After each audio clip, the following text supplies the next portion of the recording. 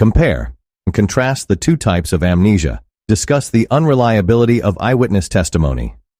Discuss encoding failure. Discuss the various memory errors. Compare and contrast the two types of interference. You may pride yourself on your amazing ability to remember the birth dates and ages of all of your friends and family members. Or you may be able to recall vivid details of your 5th birthday party at Chuck E. Cheese's. However, all of us have at times felt frustrated and even embarrassed when our memories have failed us. There are several reasons why this happens. Amnesia. Amnesia is the loss of long-term memory that occurs as the result of disease, physical trauma, or psychological trauma. Endel Tulving, 2002, and his colleagues at the University of Toronto studied KC for years. KC suffered a traumatic head injury in a motorcycle accident and then had severe amnesia. Tulving writes, "The outstanding fact about KC's mental makeup is his utter inability to remember any events, circumstances, or situations from his own life.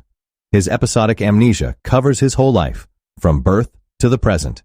The only exception is the experiences that, at any time, he has had in the last minute or two." Tulving, 2002, p. 14, anterograde amnesia.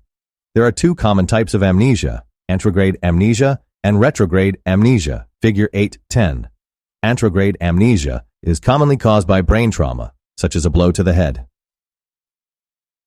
With anterograde amnesia, you cannot remember new information, although you can remember information and events that happened prior to your injury.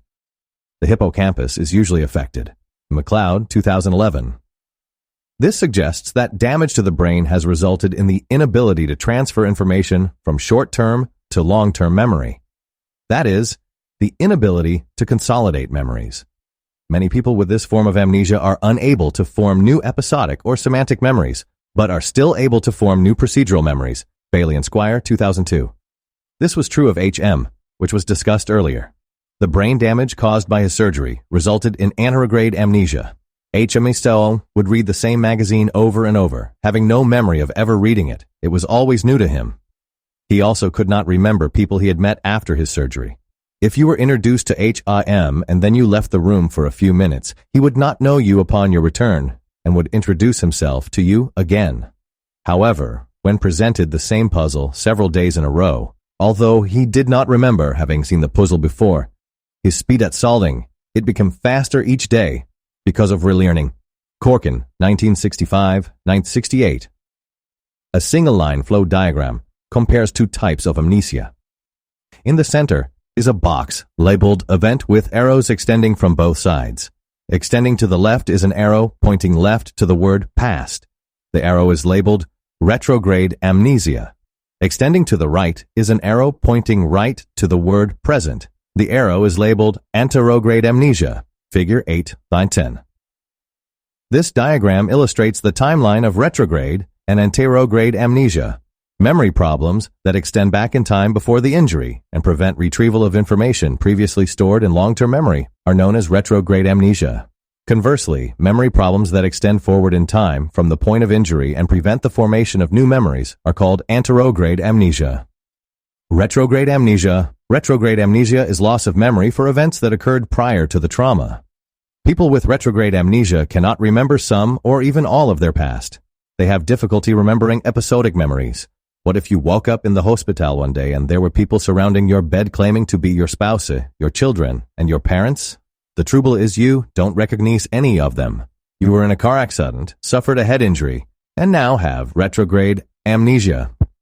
You don't remember anything about your life prior to waking up in the hospital. This may sound like the stuff of Hollywood movies, and Hollywood has been fascinated with the amnesia plot for nearly a century, going all the way back to the film Garden of Lies from 1915 to more recent movies such as the Jason Bourne spy thrillers. However, for real-life sufferers of retrograde amnesia, like former NFL football player Scott Bolzan, the story is not a Hollywood movie. Bolzan fell, hit his head, and deleted 46 years of his life in an instant. He is now living with one of the most extreme cases of retrograde amnesia on record. Link to Learning View. The video story about Scott Bolzan's amnesia and his attempts to get his life back to learn more. Memory, construction, and reconstruction. The formulation of new memories is sometimes called construction, and the process of bringing up old memories is called reconstruction. Yet as we retrieve our memories, we also tend to alter and modify them. A memory pulled from long-term storage into short-term, so